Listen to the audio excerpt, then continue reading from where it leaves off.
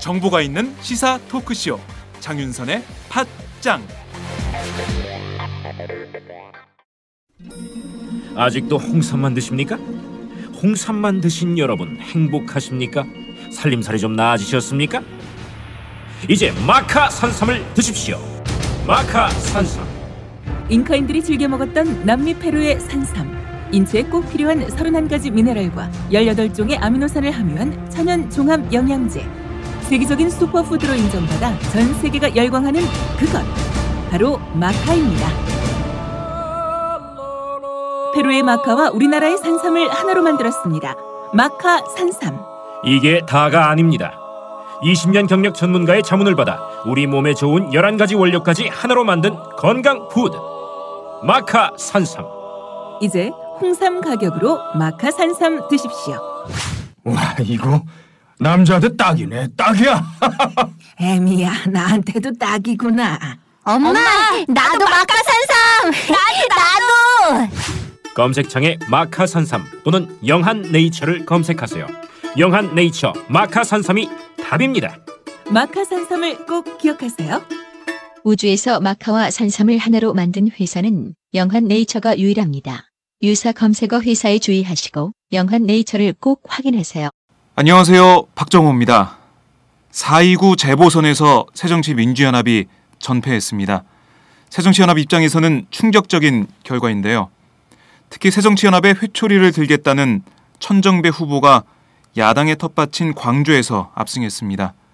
호남 민심이 현재의 새정치연합을 어떻게 생각하고 있는지 잘 보여준 결과로 생각되는데요. 이런 상태가 계속된다면 내년 총선의 전망도 새정치연합 입장에서는 어둡습니다. 새정치연합은 이번 선거 결과를 겸허히 받아들이고 뭐가 잘못됐는지 되짚어봐야 합니다. 야권 지지층을 하나로 모을 수 있는 방법도 모색해야겠죠. 새누리당이 압승했지만 이게 민심이라고 생각하면 오산입니다. 세월호 참사와 성완종 리스트 파문에 면죄부를 준 게 아닙니다. 그래서 제1야당 새정치연합의 역할이 중요한데요. 황골 탈퇴를 통해서 국민이 신뢰할 수 있는 야당으로 거듭 태어나야 합니다. 총선이 1년 앞으로 다가온 상황에서 국민들이 보낸 마지막 경고를 엄중하게 받아들여야 합니다. 혁신 없이는 민심도 없습니다.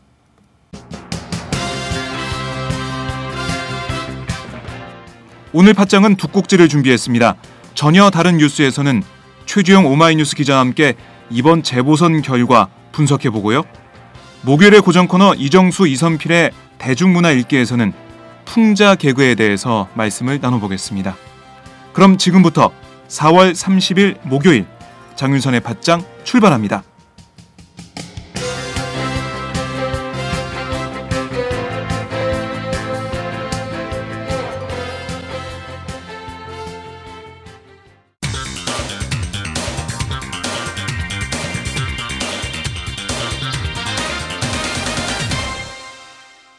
전혀 다른 뉴스. 3대 0대 1. 어제 4.29 재보선에서 새누리당이 압승하고 새정치민주연합은 완패했습니다. 새누리당은 야당의 텃밭으로 불리던 서울 관악을에서 이기는 등 수도권 세 곳에서 모두 승리했지만 새정치연합은 전통적인 지지 기반인 광주, 서울에서조차 천정배 무소속 후보에게 무릎을 꿇으며 네 곳에서 모두 졌습니다. 국회에 나가 있는 최주영 오마이뉴스 기자를 연결해 이번 재보선 자세하게 분석해 보겠습니다. 최주영 기자. 예, 안녕하세요. 네, 먼저 이번 재보선 결과를 지역별로 잠깐 정리해 볼까요? 네, 방금 말씀해 주셨듯이 광주에서는 무소속 천정배 후보가 승리를 했고요. 나머지 세 군데는 모두 새누리당 후보가 당선이 됐습니다. 인천, 강화, 서울, 인천, 강화 지역은 안상수 전 인천시장이 당선이 됐고요. 네. 관악을에서는 오신환 후보, 그리고 성남에서 신상지 후보 등이 당선이 됐습니다. 네, 두 곳에서만 이겨도 승리라고 했던 새누리당. 결과를 보니까 수도권을 싹쓸이했는데 새누리당은 이번 선거 결과 어떻게 평가하고 있습니까?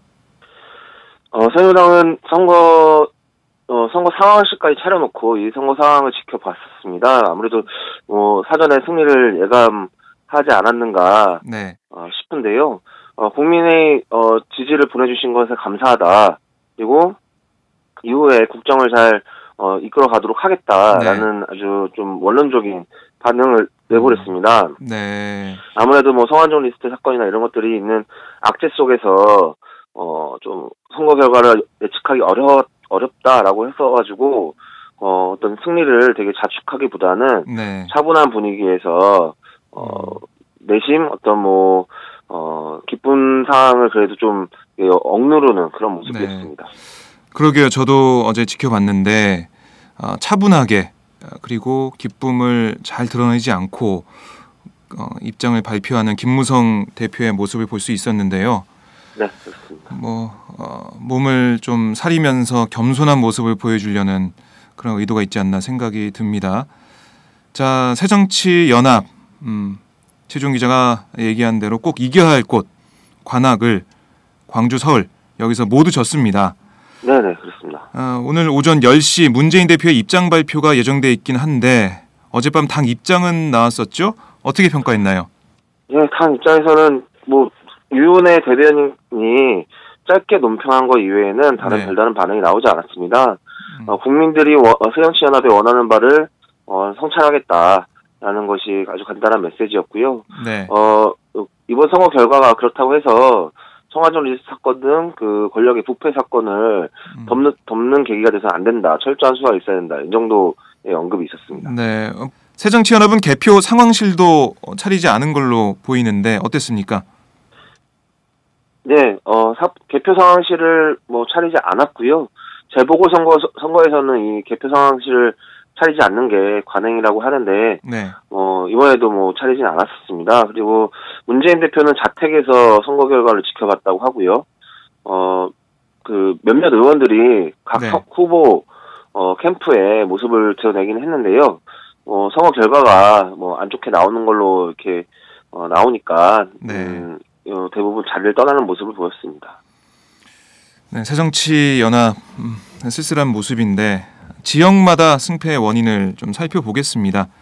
서울 관악을에서는 오신환 새누리당 후보가 정태호 새정치연합 후보 그리고 정동영 무소속 후보를 눌렀는데 투표 결과를 보면 야권 분열이 없었다면 정동영 무소속 후보가 출마하지 않았다면 결과가 좀 달라졌을 것 같아요.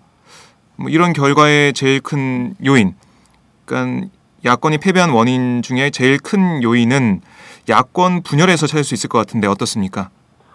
예, 정태호 후보와 정동영 후보의 표를 합산을 하면 오신환 후보의 표를 훌쩍 넘습니다. 네. 그렇기 때문에 가장 큰 이유는 야권 분열에서 찾는 게 맞을 것 같은데요.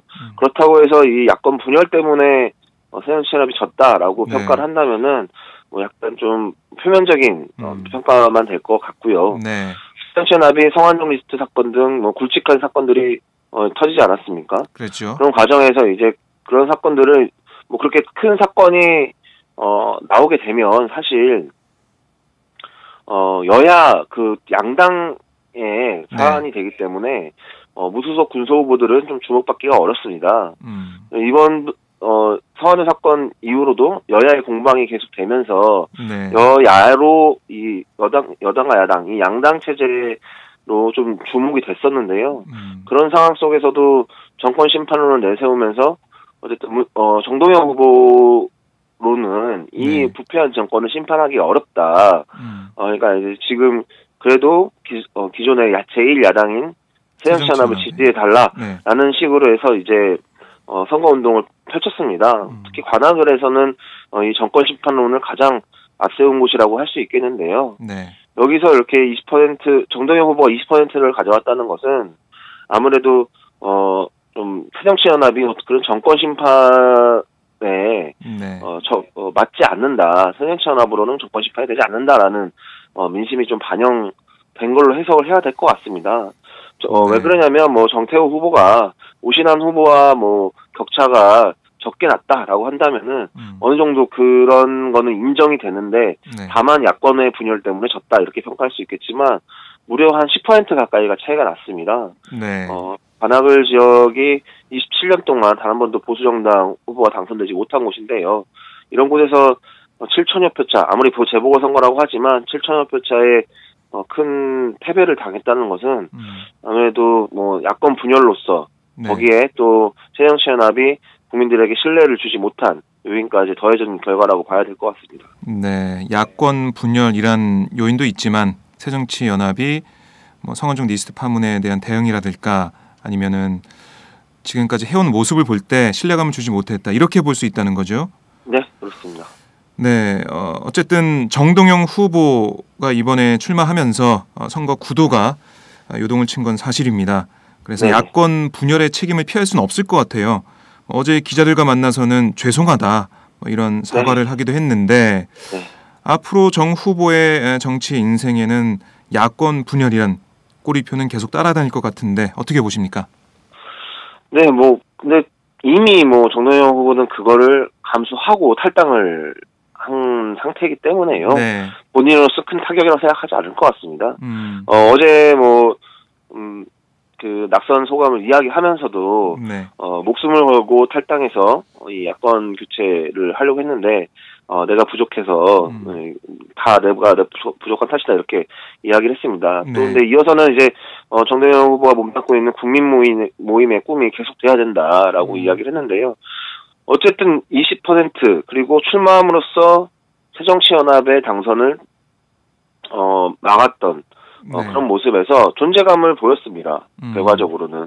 그렇기 때문에 정의당과 노동당 그리고 다른 진보 세력들과 네. 이렇게 새로운 진보 정당을 지금 꾸리는 게 정동영 후보의 목표이지 않습니까? 네, 그렇죠. 그러니까 새정치연합은 이 정동영 후보가 포함되어 있는 이런 진보 정당이 만약에 진보 정당이 재결집될 경우 네. 야권 연대, 그러니까 지금 완전히 거의 버린 카드라고 보여지는 이 새정치연합의 버린 카드라고 보여지는 이 야권 연대를 다시 하지 않으면 네. 관악을과 같은 사태가 2016년 총선 어디서든 벌어질 수 있다. 네. 라는 거를 이번 선거에서 아마 확인을 한 것으로 봐야 될 것 같습니다. 그렇기 때문에 네. 정동영 후보가 일선에 더 이상 일선에 나서서 그런 모임 그 야권의 재결집을 이끌기는 당분간은 좀 어려울 것으로 보이는데요. 정동영 후보가 한 발 뒤로 물러선 상태에서 진보 정당이 재결집이 된다면 새정치연합으로서는 다시 한번 또 야권 연대를 어떻게 풀어야 될까 이것이 가장 큰 고민 지점이 되지 않을까 네. 싶습니다.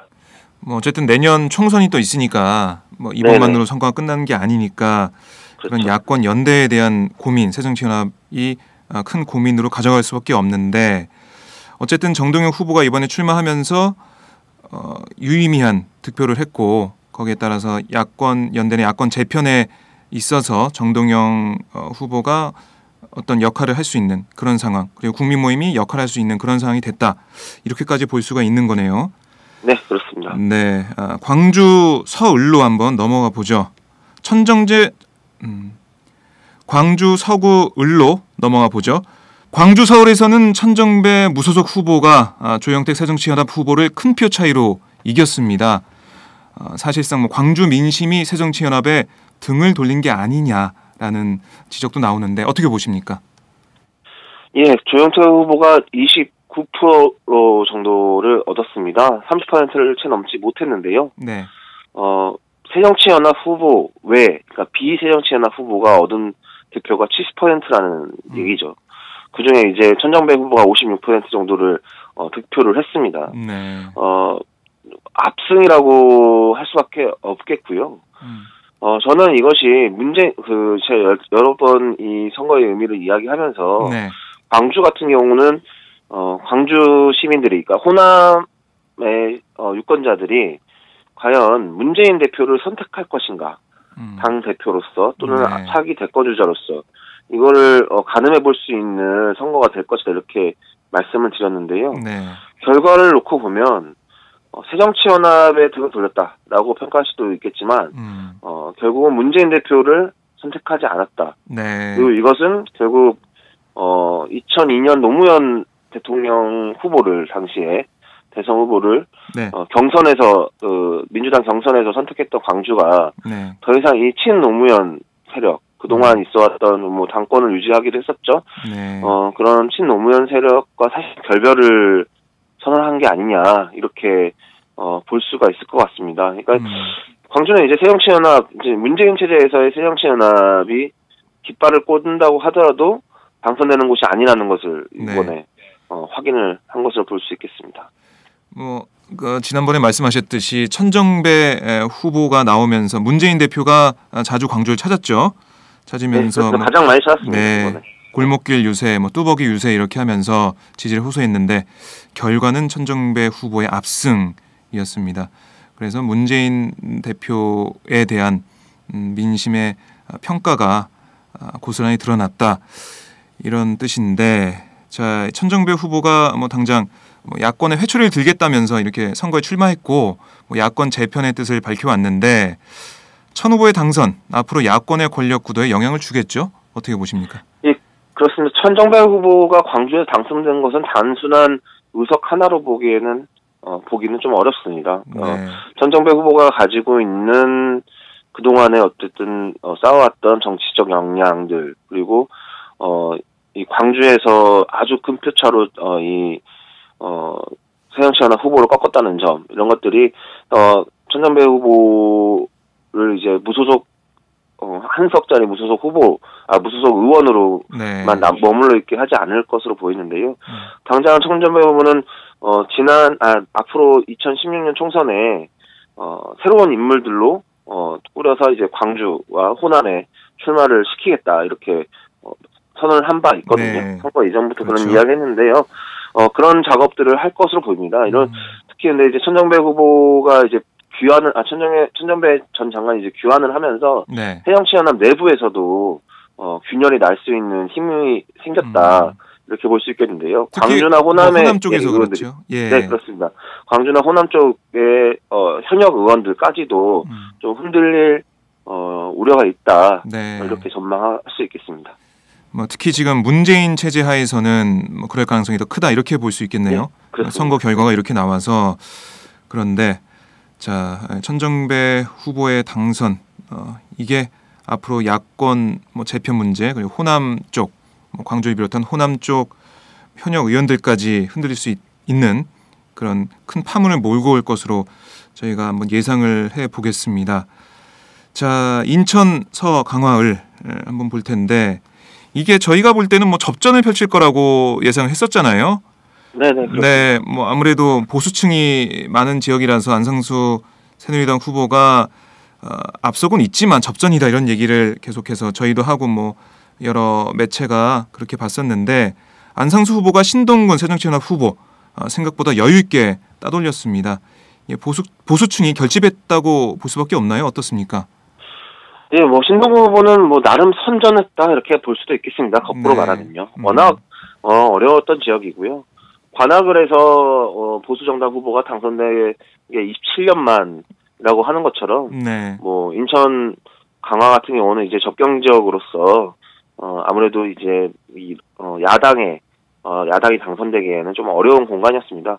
다만 이제 안상수 후보가 강화 쪽에 전혀 연고가 없고 네. 그리고 인천시장으로서 인천시장을 지낼 때 상당한 그 부채를 남기고 떠나면서 인천시를 빚더미에 올려놓은 전력이 있기 때문에 후보 경쟁력에서 신동근 후보 같은 경우는 강화도에서 상당히 오랫동안 표밭을 읽었던 사람이기 때문에 네. 그 후보 경쟁력에서 좀 밀리지 않냐 안상수 후보가 이런 평가들이 있었습니다. 근데 김무성 후보가 강화에서 집중 유세를 펼친 이후에 분위기가 넘어갔다라는 좀 분석들이 나오고 있는데요. 결국은 보수층이 집결하면서 또 그 중앙 정치에서 좀 있었던 네. 박근혜 대통령의 와병설이라든가 좀 위기론 이런 네. 것들이 보수층을 결집하는 효과를 가져오지 않았나 이렇게 보겠습니다. 네.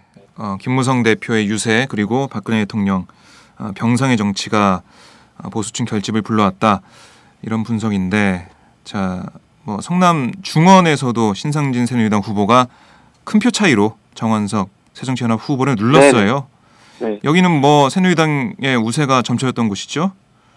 예, 거의 결과를 뭐 예측했던 결과가 그대로 나왔다고 볼 수 있겠고요. 네. 여기는 거꾸로 이제 새정치연합의 후보 정한석 후보의 후보 경쟁력이 신상진 후보에 못 미친다. 네. 후보 인물에서도 밀리고 그리고 김민희 전 통합진보당 의원이 또다시 후보로 출마를 하면서 야권표가 갈라져서 네.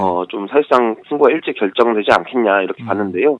결과대로 예상대로 결과가 나왔습니다. 다만 좀 한 가지 주목해 봐야 될 것은 네. 김민희 후보가 이제 8%대 득표에 그쳤다는 점인데요. 당초 여론조사에서는 10% 이상, 뭐 15% 내지 17%까지 여론조사가 나왔었는데요. 결국은 마지막에 좀 유권자들이 그래도 새정치연합 쪽으로 표를 준 것으로 볼 수 있겠는데 그럼에도 불구하고 아주 큰 격차가 네. 벌어졌습니다. 20% 가까이 표차가 벌어졌는데요. 결국은 뭐 새누리당의 압승 여기도 그렇게 봐야 될 것 같습니다.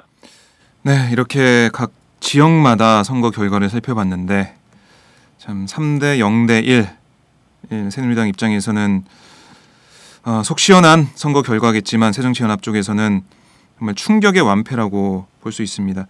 각 당의 이번 선거 결과에 대한 어떤 요인이 작용했는지 한번 제가 살펴보겠습니다. 뭐 결과적으로 성완종 리스트 파문이 선거 결과에 큰 영향을 못 준 셈이 됐어요. 새누리당 입장에서는 이완구 전 총리의 사퇴, 박 대통령의 대국민 메시지 등이 파문 조기 수습에 도움이 됐던 것 같고 그리고 성완종 특사 문제를 쟁점화한 물타기 전력도 좀 먹혔던 것 같고요. 또한 뭐 박 대통령이나 황교안 법무장관의 발언으로 보면서 정치 전반을 비리 의혹 대상으로 몰고 간 뭐 이런 사실상의 수사 가이드라인 제시 등 뭐 이런 게 좀 정치 혐오를 좀 불러오는 그런 영향을 준 것 같고 어떻게 보십니까? 예, 뭐 사회자님께서 다 설명을 하셔가지고 딱히 덧붙일 건 없는데요. 결국 그런 여당의 전략들이 많이 먹혀 들어갔다라고 해석할 수밖에 없겠습니다. 다만 사실 근데 이것이 민심의 바로미터가 될 수 있는 선거이냐라고 하기에는 선거의 지형, 아까 말씀드렸듯이 야권 분열이라는 선거 지형, 특수한 선거 진영이 있었고요. 네. 그리고 네 곳이라는, 전국에서 네 곳이라는 아주 초미니 선거였다는 점에서 곧 민심의 바로미터로 보기에는 조금 무리가 있습니다. 그럼 뭐 그렇다고 해서 이 선거의 의미가 적다는 건 아니지만요.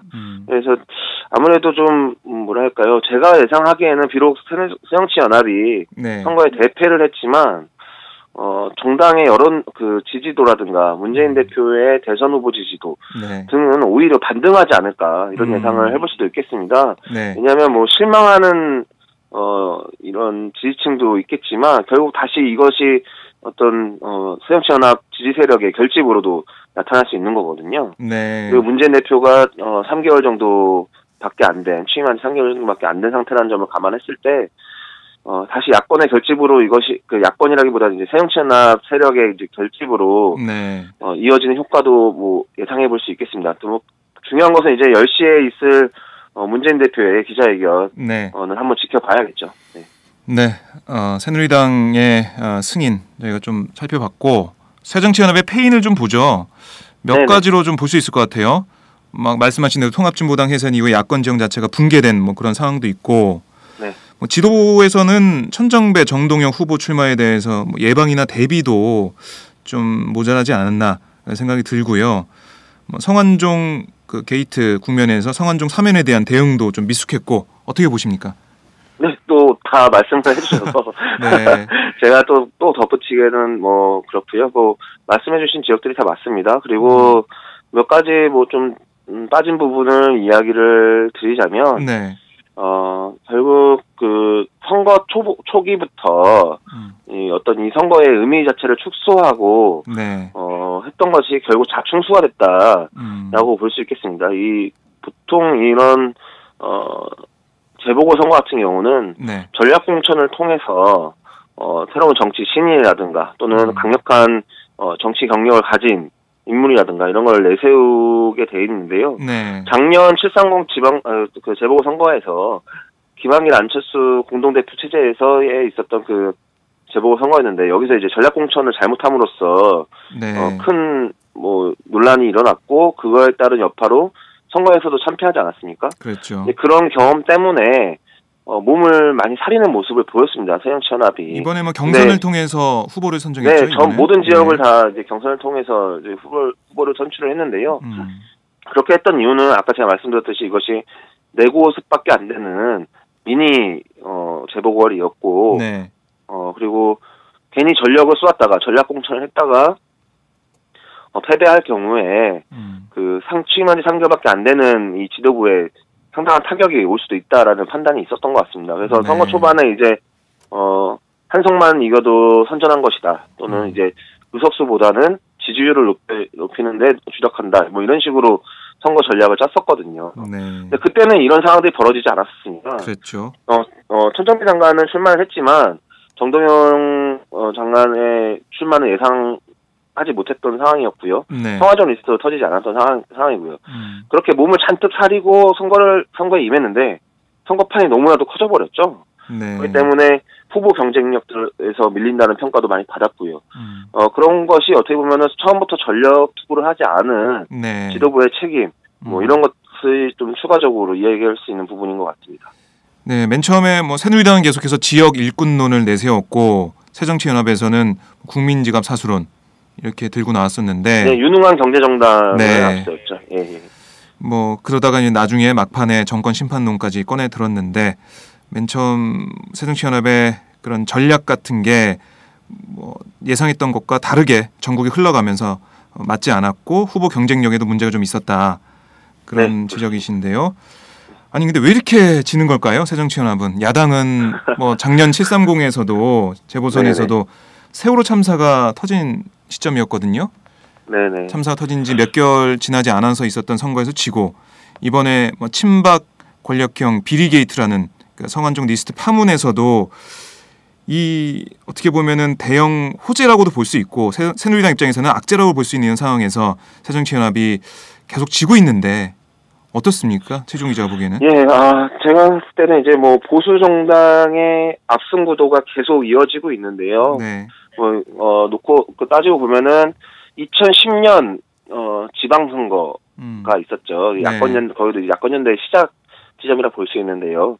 지방선거에서 이제 야권연대를 통해서 당시 민주당, 네. 민주당이 좀 선거에 승리했다, 이렇게 평가를 받았습니다. 네. 그 이후로 이제 줄줄이 연패를 하고 있거든요. 네. 근데 그 결을 살펴보면 이것은 어쨌든 정부 여당, 보수 정당과 이 이명박 박근혜 정권에서 이어진 어떤 공안을 활용한 네. 이 야당 갈라치기, 그리고 종북 공세, 이런 네. 것들이 완벽히 좀 구도화되고 있지 않는가, 이렇게 네. 좀 볼 수 있을 것 같습니다. 그리고 2012년 총선에서도 어쨌든 야권 연대를 통해서 야당이 140석을 얻지 않았습니까? 그렇죠. 네, 뭐 승리했다고 할 수는 없겠지만 어쨌든 뭐 독주를 좀 막을 수 있을 정도의 어느 정도의 표는 얻었습니다. 네. 물론 그때도 충분히 이길 수 있는 조건이었지만 또 공천 결국, 실패 얘기도 나왔고요. 그렇죠. 네. 그러면서 좀 패배한 것으로 평가를 하긴 했었죠. 근데 이제 그 이후로 보면은 이제 종북 공세를 강화하면서 네. 그 야권 연대를 사실상 붕괴시켰고, 그리고 그 밖에 뭐 어떤 뭐 어려운 정국이 있을 때마다 그 뭐 국정원의 대선 개입 사건이라든가 네. 뭐 세월호 사건이라든가 뭐 이번에 성완종 파문까지 그런 거 있을 때마다 뭐 이제 물타기, 전형적인 물타기 수법이라고 할 수 있겠죠. 이석기 의원의 내라는 모 사건, 그리고 네. 저 통합진보당 해산, 그리고 세월호 때는 이제 유가족들의 어떤 그런 무리한 요구, 이런 식으로 네. 프레임을 짜가면서 이 지속적인 물타기를, 그러니까 국민들 편가르기를 아주 효과적으로 해왔다고 볼 수 있겠습니다. 그래서 네. 그런 것들이 지금 구도화되고 있는 게 아닌가, 저는 그렇게 보고 있습니다. 네. 그렇다면 저희가 해법도 한번 살펴봐야 될 것 같은데, 네네. 야권에서는 여기에 어떻게 대응을 좀 해야 될까요? 해법은 이제 야권에서 잘 짜야 되는데요. 네.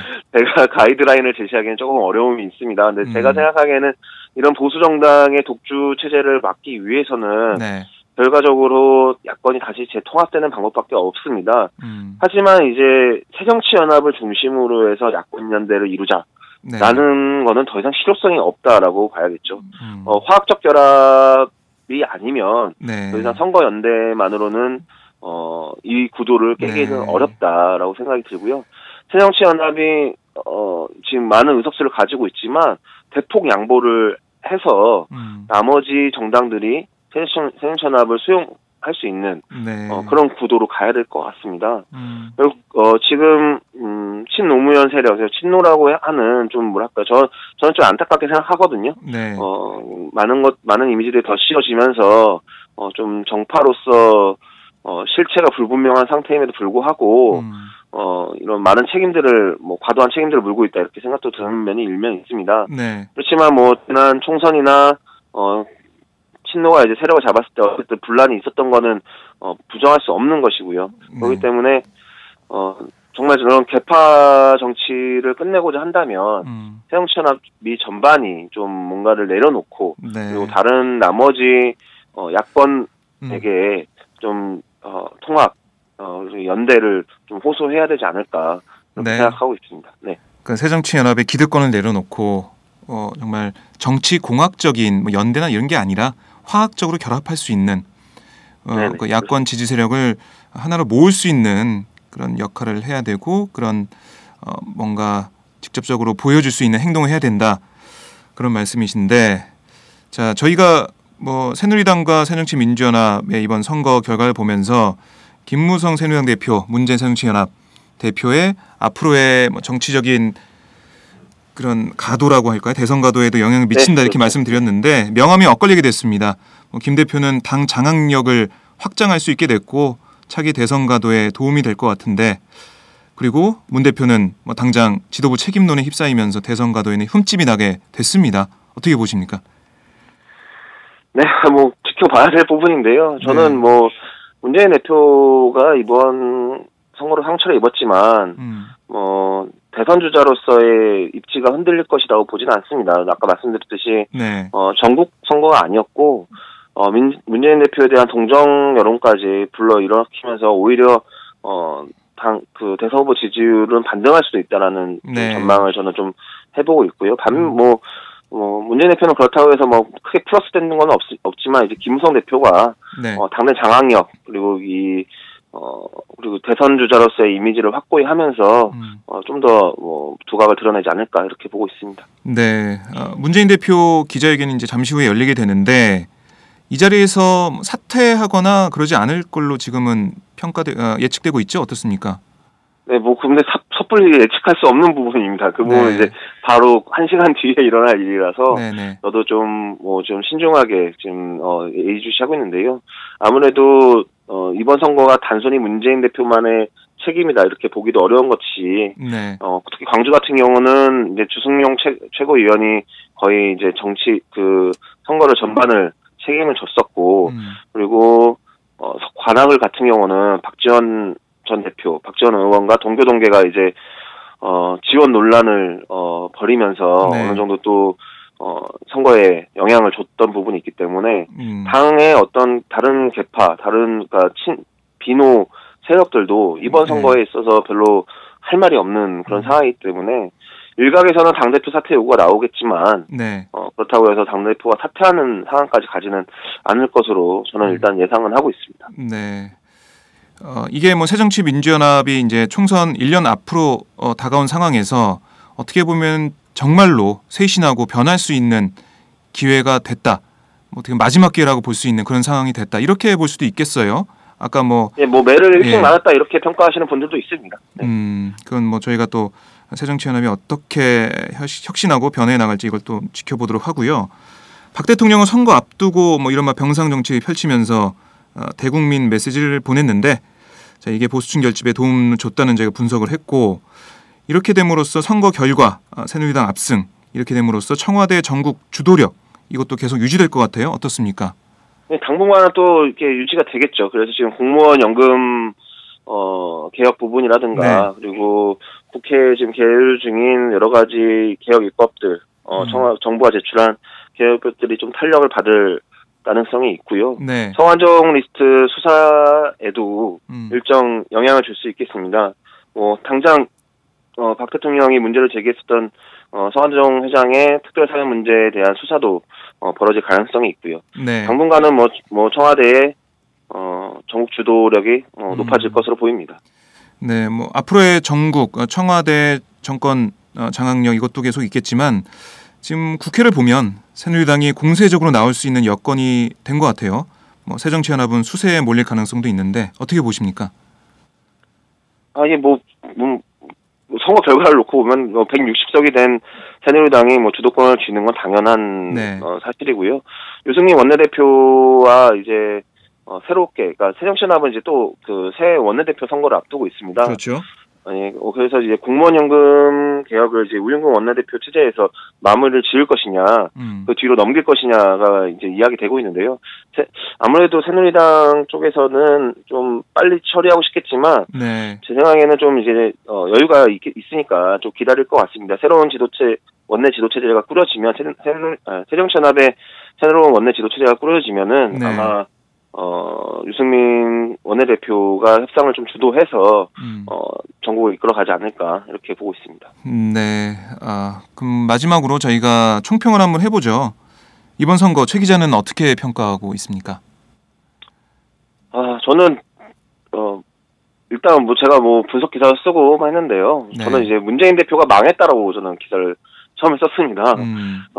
일단 가지고 있는 미천을 다 잃은 상황이라고 저는 보고 있고요. 네. 새롭게 시작해야 되는 지점이 됐습니다. 근데 물론 대표직을 유지하고 이렇게 계속 어쨌든 당을 이끌겠다 이러고 하면은 또 친노의 패권이라는 네. 비난이 쏟아지겠지만 사실 여기서 물러서게 된다면은 아무것도 얻을 수 없는 정치인임을 자임하는 고백하는 꼴이 되기 때문에 예. 문재인 대표는 저는 어쩔 수 없이 좀 더 이 당을 이끄는 역할을 해야 될 것으로 보고 있고요. 네.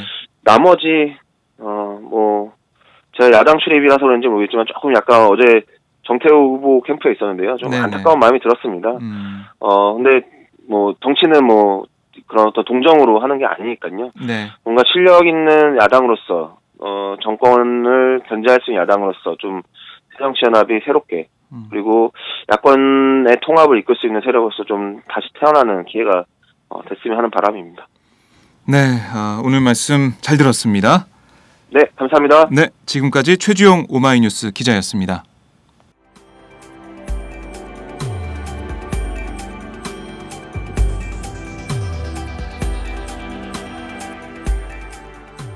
안녕하세요.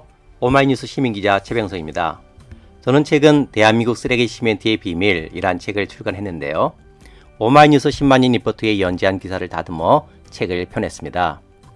우리가 살고 있는 아파트가 발암물질 가득한 쓰레기 시멘트로 만들어졌다는 내용이지요. 요즘 급증하는 아토피, 피부염 등이 쓰레기 시멘트와 전혀 무관할까요? 여러분이 이 책을 한번 읽으시고 판단해 보시기 바랍니다. 시민의 건강이 쓰레기 취급당하는 어처구니 없는 현실을 이 책에 고발했습니다. 그런데 이 책은 오마이뉴스가 없었으면 세상에 나올 수 없었습니다. 시멘트 재벌 입김에 휘둘리지 않고 이런 글을 받아줄 수 있는 우리나라 언론은 그리 많지 않기 때문입니다. 제가 권력과 자본에 맞서 당당한 오마이뉴스를 만드는 10만인 클럽에 자발적 구독료를 내는 이유이기도 합니다. 이런 기사와 책이 필요하다고 느끼시는 분은 동참해 주십시오. 저도 10만인 클럽 회원입니다. 고맙습니다.